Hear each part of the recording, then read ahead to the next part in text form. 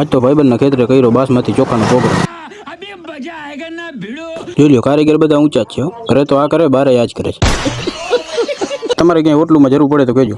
બનાવવા નહીં હો, તપેલા બપેલા ઉટકવાનો ને તો. બાકી તો આ ક્યાંય નથી હાલે. બાકી જોઈ લ્યો આપણે કોઈ કહે નહીં તો ખાવા પોગી જવાનું. બાકી ખોટી ઉપાધિ નહીં કરવાની, ખાધું હશે ભેગું આવશે. બાકી આગળની કાર્યવાહી ચાલુ જ છે હજી. બાકી જોઈ લ્યો વગર દેવા વાળા માણસ આપણે સ્પેશિયલ બોલાવ્યા છીએ 300 વાળા દાડી. તમારે ઘરે જ રહેવાય. એને એમ કે હું જ કારીગર છું. ગામમાં બધા કારીગર જ ભાઈ. તમારા મોઢામાં તો પાણી જ આવતું હશે ને, તમે હાલો ખાવા. ગાડી સ્ટાર્ટ કર.